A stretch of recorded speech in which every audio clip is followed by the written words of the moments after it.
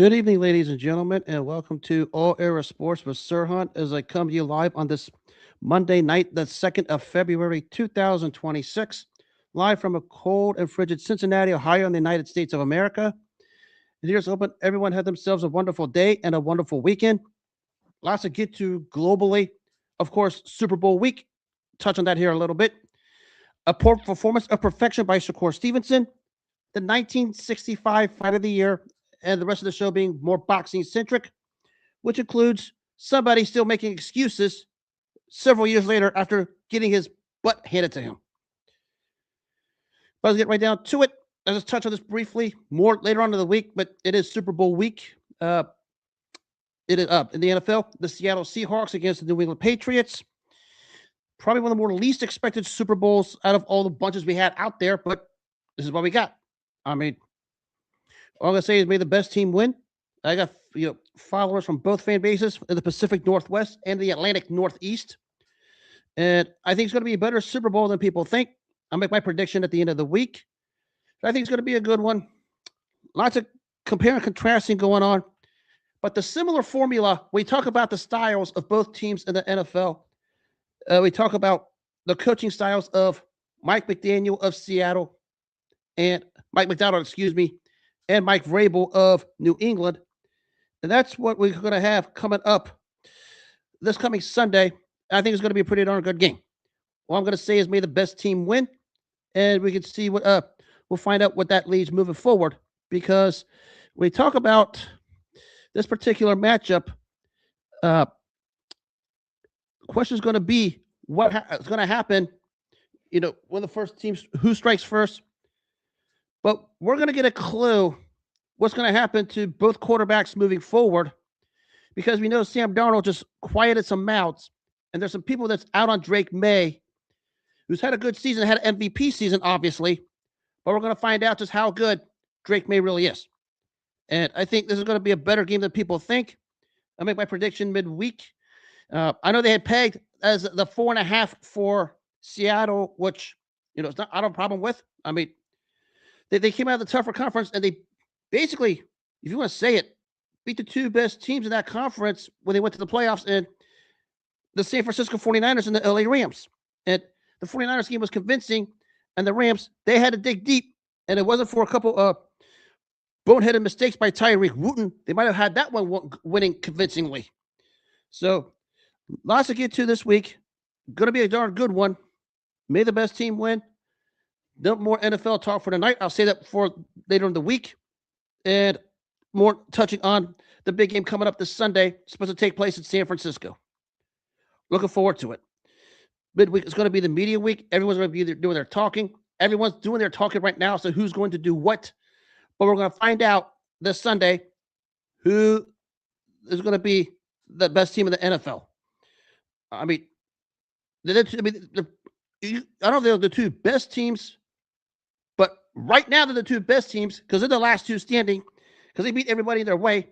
Granted, a lot of people nitpick their paths. I get it.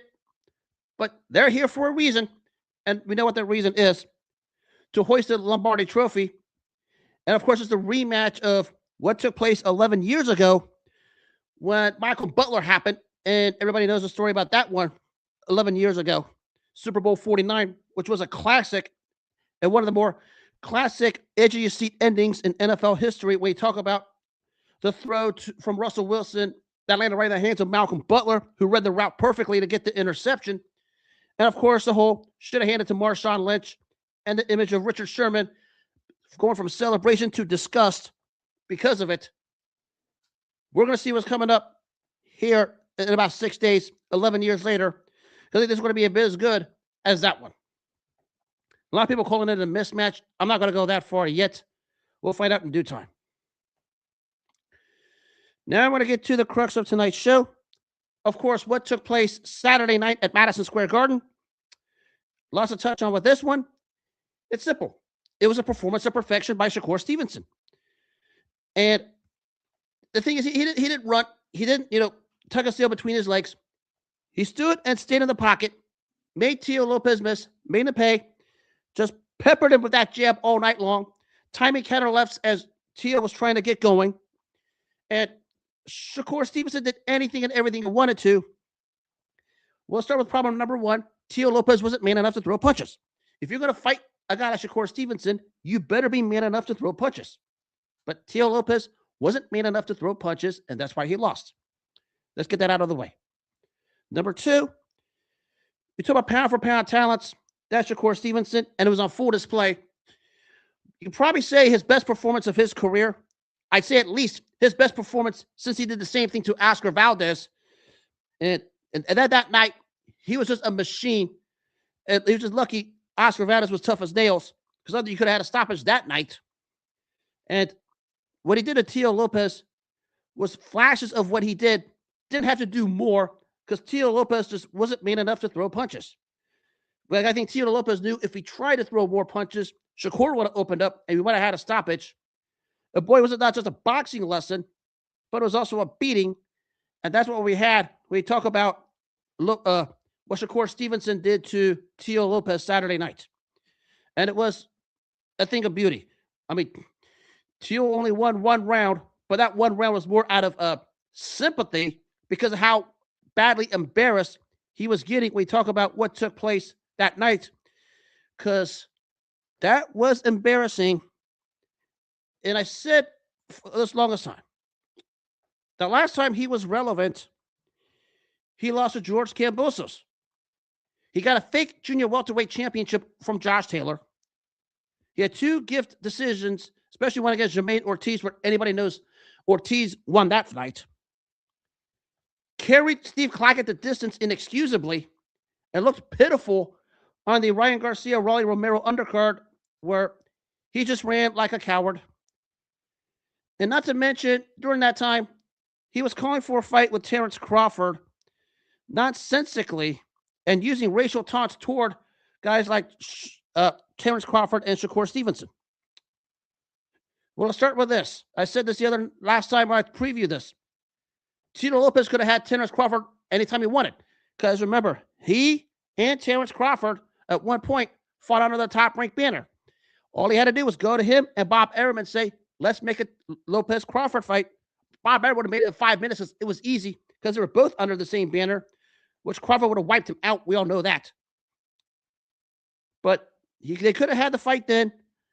Teo Lopez was just the biggest clout chaser in recent boxing history when you talk about calling out for a fight with Terrence Crawford. And you saw the Crawford reaction after the fight was over, just letting the Lopez family, senior and junior, have it, and deservingly so. Because of all the racial taunts and all the slandering that took place by Teo Lopez, aimed and directed at Terrence Crawford. And Terrence Crawford basically said, you couldn't beat Shakur. You ain't even dealing with me. And let him have it. And that's why we had what we had Saturday night. And I said Teo Lopez needed to do something of relevance. He did something of irrelevance. Or you could say he did something of relevance that wasn't to his favor because he was basically shut out. I mean, another way to put it, he was shut out. He couldn't even be at his best. If he was at his best and Shakur was at his worst that night, Shakur still would have done the same thing. Because Teo Lopez was never in Shakur Stevenson's league. It's plain and simple. Never was, never has been, never will be. And that George Kambosos loss now stings worse than ever because he wasn't man enough to beat George Kambosos that night. The same George Kambosos that was shut out twice by Devin Haney, and the same George Kambosos who was punked in his home country by the corpse of what's left of Vasyl Lomachenko before Lomachenko hung it up. And now everything looks very bad moving forward for Teo Lopez. And that's a kind of a fight where it wasn't just a boxing lesson. It was a boxing lesson and a beating because whatever Shakur Stevenson did to him, he did it. And I don't know how Teo Lopez recovers moving forward because that's the kind, physical-wise, it's beaten out of you. And once it's beaten out of you, that's it. And that's more than likely what happened to Teo Lopez Saturday night against Shakur Stevenson. Now to the Shakur Stevenson angle. The three best fighters in the world right now are still Alexander Usyk, Now you will Inoue and Jesse B.M. Rodriguez. Now you have a fourth name. One Shakur Stevenson. I mean, multiple division world champ, hasn't lost, and maybe had the performance of perfection so far in 2026, and maybe the most perfect performance you could have in quite some time. I mean, the only fight I can think of that was close to that perfect was when Terrence Crawford dusted off for Errol Spence Jr. And moving forward, there's going to be one small problem. Just like people try to stall out Terrence Crawford, you're going to see promoters and fighters try to stall out Shakur Stevenson because he was probably so dang good that night. No one was going to want to touch him with a 10-foot long pole, and that's they're going to try and do. But like Terrence Crawford, Shakur Stevenson practices his craft, masters at it, does his job, and that's why he hasn't lost, and is going to be tough out for years to come, especially at 135 and 140. I think we're not going to find out how great he is until he ventures up to 147, and the only guy that might have a shot at him is Devin Haney, and that's not really saying much. Because Devin Haney has a fake welterweight championship and was gift wrapped the no contest after whatever the frick Ryan Garcia did. But he's still miles behind Shakur Stevenson, and that's the end game right there for him. Now, I don't want to hear about Tank Davis because Tank Davis right now has whatever the frick he has going on inside his jail cell. I don't know who else is out there who can really challenge Shakur Stevenson. I mean, maybe he could go down and fight Raymond Muratalla, the one who just beat Andy Cruz. But Shakur Stevenson probably wipes the ring with him. Of course, Connor Ben, a.k.a. the female egg specialist, goes into the ring and challenges him. But what does Shakur Stevenson gain out of that? It's probably a 10-0 shutout, the same way he shut out Teo Lopez. And I don't want to hear about Tank Davis either, because he beats Tank Davis easier than he beats Teo Lopez. And that's not saying a whole lot. We talk about Teo Lopez and Tank Davis. Because right now in those divisions, Shakur Stevenson is up there and everybody else is down there. And the gap is getting bigger. And good luck trying to find someone who can hang with him for quite a while. Because like Terrence Crawford, Shakur Stevenson, when he gets in that ring, he's always ready to go. I mean, you can try and stall him out all you want. I mean, we saw what happened when Errol Spence Jr. and Canelo Alvarez tried to stall out Terrence Crawford. We know what happened in the end there. People are going to try and stall out Terrence Crawford like Devin Haney probably will. That's not going to matter because Stevenson is going to be ready, and he'll be ready for what's coming up next. And right now, he's swept in the stratosphere in those lighter weight classes from about 130 up to, I'd say for now, 147. None of them's touching it with a 10-foot long pole, and it's going to be a while until somebody stands out, and no one's going to stand out for a while because they don't know how to master the craft or have the in-ring instincts that Shakur Stevenson showed Saturday night and basically throughout his career. We talk about how he dusted off guys like Jamel Herring and Oscar Valdez. And good luck trying to beat this guy. That's what I'm going to say. I mean, there's nobody out there that can even compete. I thought Williams and Peta had a minor shot, and Shakur Stevenson just beat him at his game, legitimately. And I said Williams and Peta was a tougher opponent than Teo Lopez. It was proven. And good luck moving forward.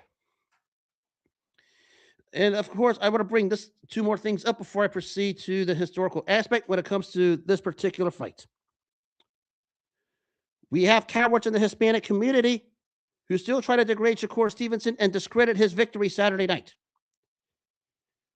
You're not a fan if you're trying to discredit what Shakur Stevenson did. Because that is one of those performances that you see in 20 years down the line, you're going to live to tell about, even like him or hate him, because you saw greatness in the ring that night. And the genuine hatred by the Hispanic community aimed at Shakur Stevenson, and I'm not going to throw names out there on the X platform, and you know who you are, for you guys of the female gender.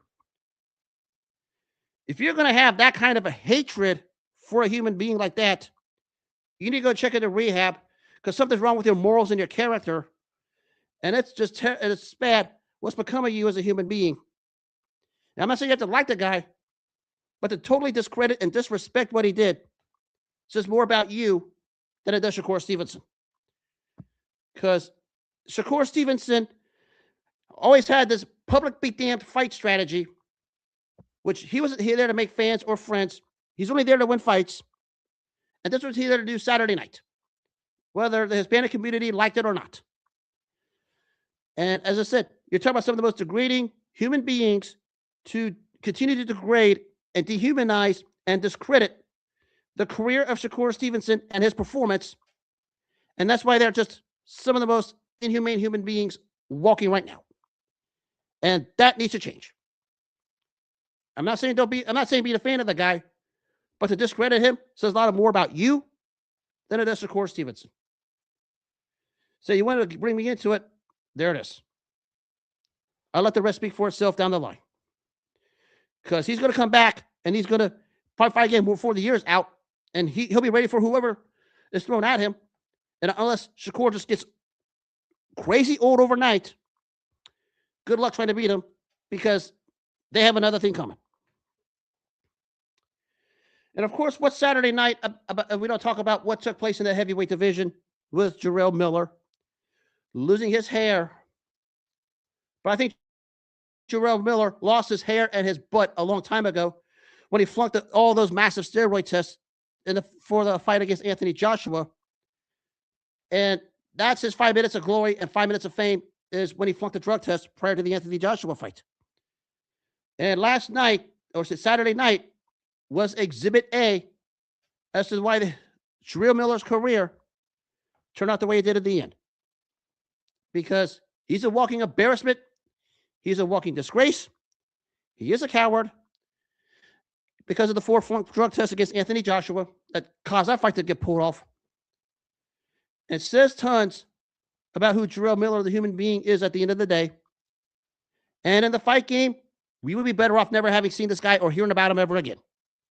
Because there's always something with this guy that ruins the credibility of the sport, that ruins the credibility of everything, and is everything bad about the sport. And it's not much good these days. But Jarrell Miller is everything bad about the sport, and the sport would be better off distancing itself from him and doing everything they can to keep him away from the sport, because the sport would be better off never seeing or hearing about him ever again, or even hearing his name, because he is a toxic waste to the sport. And Saturday night was Exhibit A. Nothing else to it. And I mean, the heavyweight division isn't a mess. We know that. But maybe one way to eliminate the mess is to get rid of the trash. And it starts with getting rid of Jarrell Miller. And we're better off never hearing about or seeing this guy ever again. I mean, he had the 4 flunk drug tests. I believe he had a couple of others out there. And had that mediocre performance against Andy Ruiz where he escaped with a draw. And he had this, and he loses his hair in an embarrassing effort. And that's why the sport would be better off never hearing from him or about him ever again. It's plain and simple. And shout out Bruce Shushu Carrington. What a way to end that night to win a world title. I mean, you're gonna have. I mean, you had a tough against this guy, but you're moving forward. I mean, you won a world championship. You deserve your credit. You deserve your flowers. But I'm not sure challenging Rafael Espinoza is the way to go, because Espinoza is the man to beat in that division. But good luck down the line. You earned it. You worked hard to get to that point. You're a phenomenal fighter, and kudos to you. You won the world title. Not sure it was smart to call out Rafael Espinoza, but you're feeling your emotions. I understand it. A real good story is Bruce Shushu Carrington, one that I would recommend everybody reading about. A good overall kid, and a good fighter too. So that takes care of all the news of Saturday night. Now we're going to go to what took place 61 years ago tonight. This was Floyd Patterson taking on George Chuvalo. It was one of the premier fights at the time. One of the storylines of this is we're in the post-Sonny Liston phase of the career of Floyd Patterson. And that doesn't let me back up. We're in the post-Ignomar Johansson and post-Sonny Liston phase portion of the career of Sonny Liston. Because everybody knows a trilogy of Floyd Patterson and that trilogy with Ignomar Johansson, probably one of the 5 greatest trilogies in heavyweight history. And shortly after that trilogy, he fights Sonny Liston twice and is just obliterated in 1 round. And I mean obliterated. I mean, the kind of knockouts where you get beat like that, you're never the same again. And Sonny Liston was known to deliver beatings. And Floyd Patterson didn't have the strongest chin in the world and was laid to waste twice in 1962 and 1963, respectively, by Liston, both in 1 round. Did manage to get 3 wins over subpar opponents. But as a stiffest test, after the Liston debacles in the form of George Chuvalo, one of the stronger chin, tougher dudes to ever step in the ring, and a guy that fought them all at one point was as high as number 3 in the world. And going into after he was number 3 in the world going into this fight, and you talk about a guy who had only 16 amateur fights, but won all of them by knockout, which is something that was unheard of at the time. And we talk about his run to this point.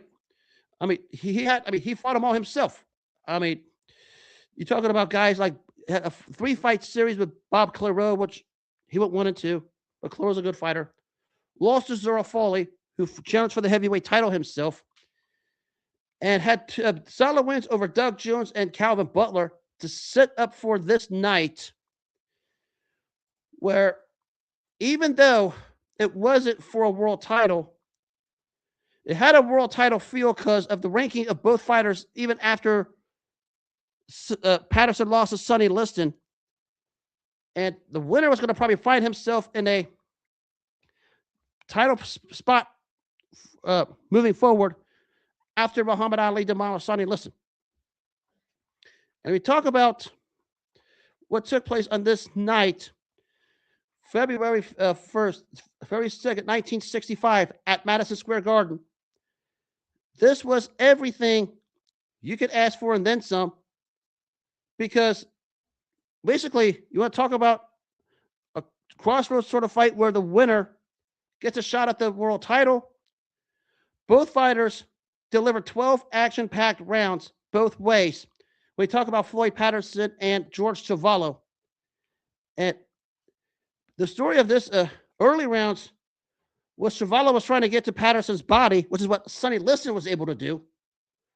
But as he was doing that, as he imposed his size and will on Patterson, we started to see a little wrinkle in the strategy of Floyd Patterson, who was under the tutelage of Cus D'Amato. I reminded all Mike Tyson fans, before Mike Tyson, Cus D'Amato's first project was Floyd Patterson. And he had to make Patterson, who had the peekaboo style like Tyson, alter his strategy. And now Patterson had to become a boxer. And because of it, he had to box and move and use the quick hands, which he was known for, and started using those to his advantage and started to take control of the fight.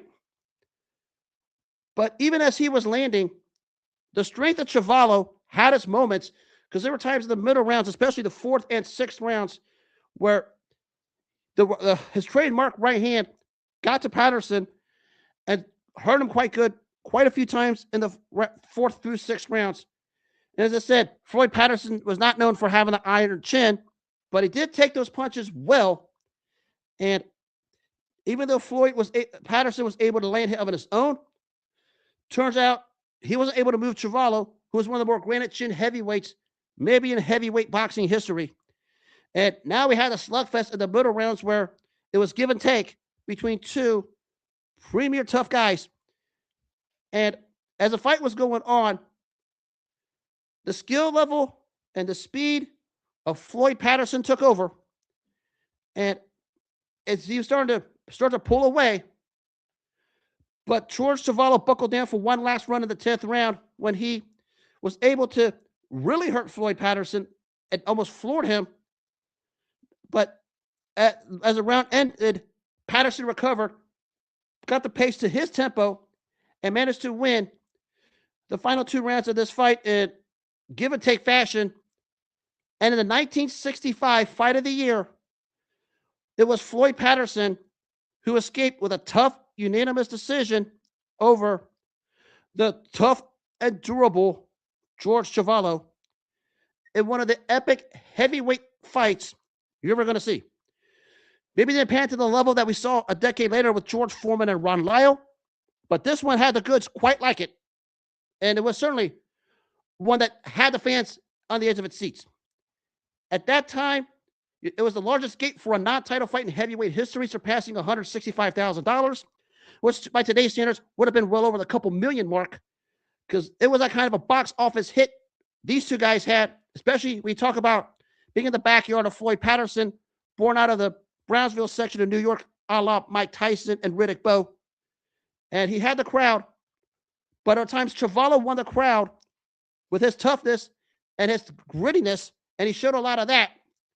But it was Floyd Patterson who went to the well and showed the superior skill to win the unanimous decision in what was a 1965 Fight of the Year. And boy, it was worthy of that distinction. And this fight propelled Floyd Patterson eventually to getting another title shot against Muhammad Ali, where in that fight he lost by knockout in the 12th round to simply hit his sort of go on his wrong downturn, losing eventually getting lost in a draw to Jerry Quarry and losing to Jimmy Ellis, among many others. And eventually losing a rematch to Muhammad Ali, where he retired on the stool in the 7th round to basically retire for good. Floyd Patterson was a unique fighter. And we think about the custom model regime and the custom model mold, especially we think of Mike Tyson. And that's what Floyd Patterson was at that time. He brought more to the game than you thought. And because he was able to bring more to the game and able to the fight game, that's why Floyd Patterson was able to alter his strategy against a fighter who was coming forward hard on him in Lopez-Chuvalo, and was finding a way to escape moments where it looked like we was going to see him on the deck the same way we saw him on the deck twice against Sonny Liston and numerous times against Ignomar Johansson. And we know the back and forth trilogy Patterson-Johansson we was reliving Patterson-Johansson on this night because Lopez-Chuvalo and Floyd Patterson were mixing it up the same way Patterson and Johansson mixed it up in that trilogy. And you're talking about one of the all-time great trilogies in boxing history.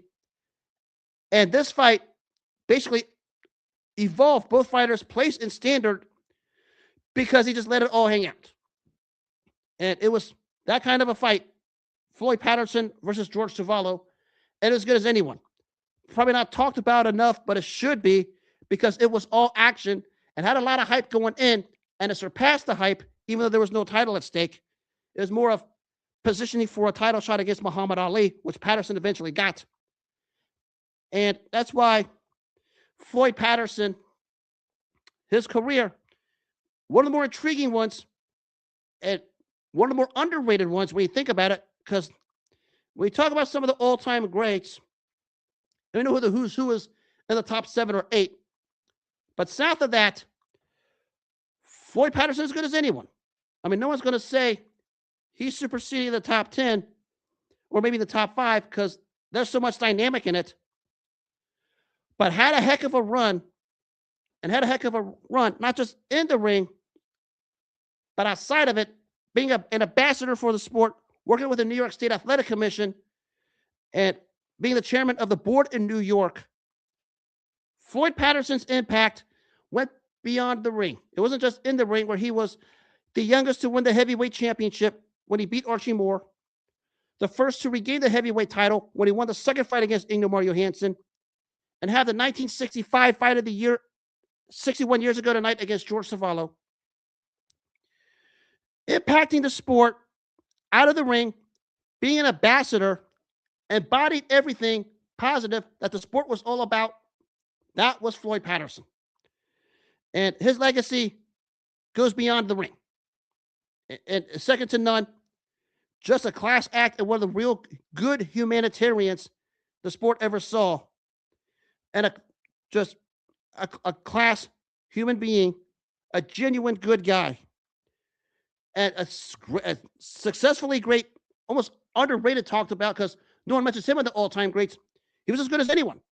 I mean, his legacy speaks for itself in the ring, and he had a great event outside of it. That's Floyd Patterson. Now we talk about George Chuvalo. As I said, he lost to Patterson. This fight to Patterson. He eventually won a couple fights before he fought for a couple world titles himself. He later fought Ernie Terrell for a world title where he lost on a unanimous decision. Fought Muhammad Ali, lost a unanimous decision. Lost a majority decision to Oscar Buenavena. And it was stopped by George Foreman and Joe Frazier along the way. Did beat Jerry Quarry and gave a real good fight to Buster Mathis Sr. One of the true Canadian warriors to come out of north of the border, and we've had some good ones there. George Chuvalo was as great as anyone in the heavyweight division, and tough as nails, always brought the honest effort, and when he was in the ring, he was about the action, like he was 61 years ago tonight against Floyd Patterson. And another underrated all-time great that's not talked about enough. Yes, he did not win any kind of championship, but he did manage to end his career winning the Canadian heavyweight title from Bob Feldstein and making two successful title defenses against Earl McAlay and George Jerome before he hung it up for good. And a really successful run, in a country wasn't known for boxing at the moment, but you could probably say George Chuvalo has the case of being the greatest Canadian heavyweight in boxing history because he fought them all. He didn't win them all, but he fought, gave the honest effort, and was tough as nails. That's why he was loved, not just in Canada, but when he fought in the States and when he traveled across the globe. George Chuvalo was one of a kind himself, a real intriguing story, another one I recommend. But it was 61 years ago tonight. The 1965 fight of the year between Floyd Patterson and George Chuvalo. It was Floyd Patterson who had to alter his strategy because of the strength of George Chuvalo and had to survive many scary moments because George Chuvalo had him hurt quite a few times. Found a way to escape and win a unanimous decision to find himself back in the title hunt after two tough one-round knockout losses to Sonny Liston. And it was Floyd Patterson who went on. And George Chuvalo was as good as any heavyweight. It was a good trial horse for anyone. Tough as nails. Fought everyone the best he could. And was a heck of a fighter. But Floyd Patterson was simply a great fighter who had other ways to win and showed it 61 years ago tonight. A terrific fight. And worthy of that 1965 Fight of the Year distinction. And I conclude the historical moment with what took place 46 years ago tonight at the old Memorial Coliseum in Phoenix, Arizona. Speaking of guys who brought excitement, let me introduce you to a fighter named Danny Little Red Lopez. You want to talk about blood and guts warriors. Few, if any, were blood and guts by definition, the way Danny Little Red Lopez was in that featherweight division. And it was 46 years ago tonight. He made the ninth defense of his title against a young upstart from Mexico named Salvador Sanchez. The career of Danny Little Red Lopez for a minute. One of the more wild stories, and for your fight followers, maybe parallels something to what Bobby Chacon was. The parallels were similar. We talk about Chacon and Lopez. And on this night, back up here before I proceed. We talk about the career of Lopez. He started out 24-3 and had a tough loss to a fighter named Octavio Gomez. And at that point, people wondered if he was going to get to anything. And you're talking about a fighter who, you want to talk about give and take warrior. That was Danny Little Red Lopez. Actually, there's an article in Sports Illustrated back then. It was simply called the Little Red on the Warpath, and that's what he was all about. Thrills, excitement. Wanted to turn on the TV because he was in action, because you knew you got the thrills, you got the excitement, the blood, the guts, the action, everything. That was Danny Little Red Lopez. And when he hit the peak, his peak in 1976, when he beat David Cote to win the featherweight championship, well, his career was about to take off, and had some solid runs, defenses in the run, including a rematch against Cote, beating the one-time stand-up Mike Ayala and stopping the tough Jose Caba in 3 rounds, and was pegged as a heavy favorite, I say heavy, a solid favorite over Sanchez, because nobody knew who Sanchez was at this point.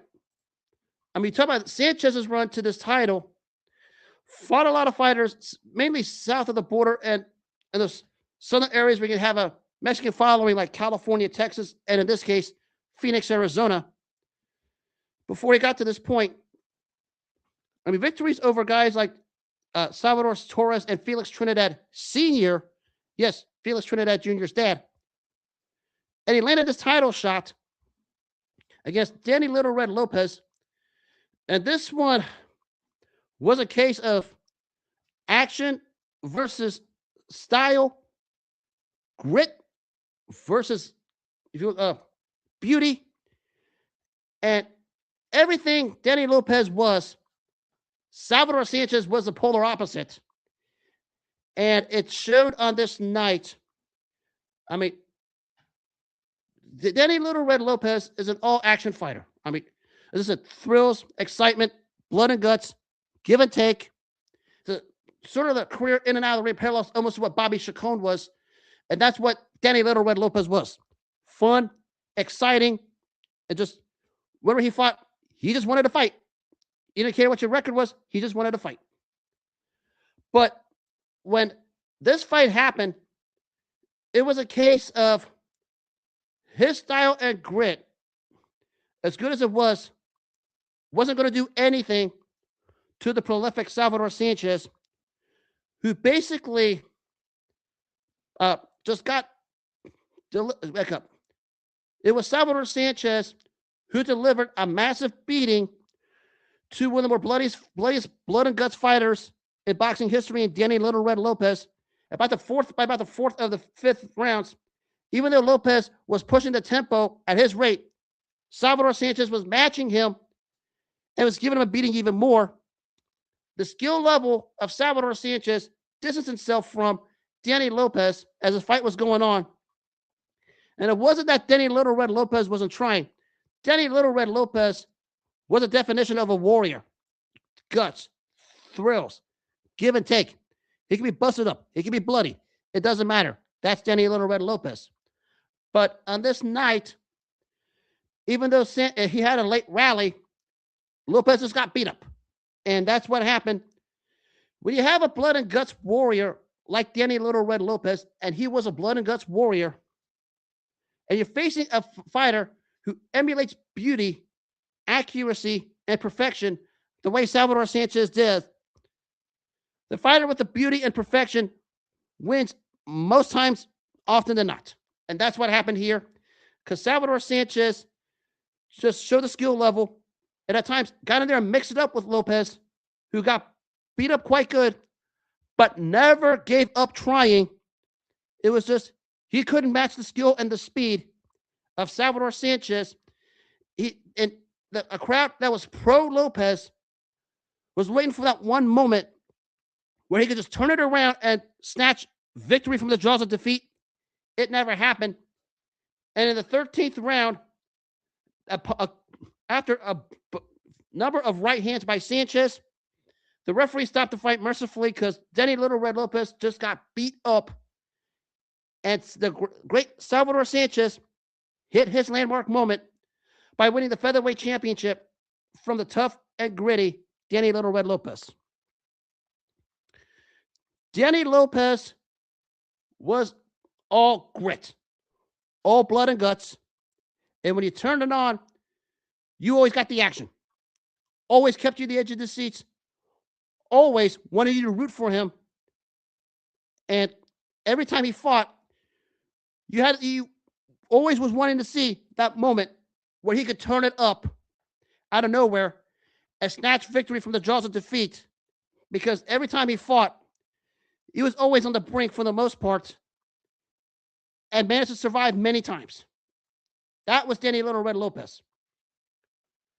The problem on this night was he met a premier elite level all-time great in Salvador Sanchez, and Sanchez matched him and surpassed him when we talk about accuracy, power, defense, and even though it was a fast-paced fight, which is a fast-paced fight would have favored Lopez, Sanchez matched him and then some, to the point to where Danny Little Red Lopez just got beat up, and the fight was mercifully stopped at the end of the 13th round. And the world was introduced to a phenom named Salvador Sanchez. And the career of Lopez at that point was basically it. They had would actually have a rematch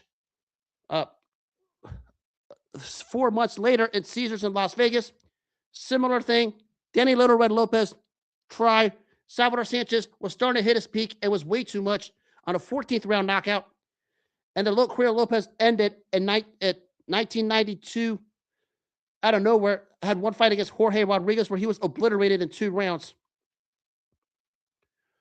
But the parallels with Danny Lopez and Bobby Chacon are just so parallel. I mean, we think about what Bobby Chacon went through in his career, in his life. Same thing went through Danny Little Red Lopez. He was one of the genuine nice guys, but one of those guys, when he got in that ring, for a guy in that weight class, had a vicious punch and always had a puncher's chance against anyone, even though being the blood and guts warrior that he was, who was about to throw us on the action, you thought 1 minute he could just turn it up with that power and stop you. And many thought he was going to do that to Salvador Sanchez, even though Sanchez was delivering a beating. But the beauty, the elegance, the poetry in motion of El Chava, Salvador Sanchez, showed on this night. And when you have a pure grit fighter against a kind of a fighter of a Sanchez caliber who can fight so many ways that he can beat you in so many ways, that's a kind of style that wins, I'd probably say about 8.5 times out of 10. And even though Danny Little Red Lopez had that puncher's chance, and he certainly did, we talk about how he reigned supreme in the featherweight division with that power. It was Salvador Sanchez who was just too much. The beating was just too much, and that was the end. And that fight was essentially the epitome of both fighters. I choose the epitome of who Danny Little Red Lopez before the Sanchez fight, and that fight was the epitome of who Salvador Sanchez became after he beat Danny Little Red Lopez twice. And it doesn't matter he beat Danny Little Red Lopez. He did anything and everything he wanted to. And even then, everyone was still wondering, can Danny Little Red Lopez, a fearsome puncher in the featherweight division, come through with one punch to salvage the victory in the jaws of defeat? Never happened because Salvador Sanchez, brilliance in the ring, didn't allow that to happen. That's what was the difference in the end. And of course, as I said, the career of Salvador Sanchez, unfortunately cut short, was having one of the better resumes for a fighter in that weight class at that time. We talk about beating guys like Juan Laporte, and of course, the demolition of Wilfredo Gomez and essentially Azuma Nelson before of timely tragedy. Crazy thing is, he had big money paydays lined up with guys like Alexis Arguello, Eusebio Pedroza, and Hector Camacho, because he was going to have to move up to 130 because the featherweight division was dead after he beat Laporte. And then eventual all-Mexican showdown with Julio Cesar Chavez. And you know that was going to sell Mexico through the roof. And who knew what would happen to Salvador Sanchez's place in history had that not happened? I mean, his place in history is high and secure. You're talking about a top 5 all-time great featherweight, maybe just in terms of pure skill, top 20 all-time, because he was your perfect do-it-all fighter. But a case of a fighter who was great, but would have been insanely greater, and we probably would have thrown this guy in that Ray Robinson, Muhammad Ali talk, because the guy was only 23. He was getting better, and he hadn't even begun to scratch the surface, especially after he beat down Wilfredo Gomez in a begrudging.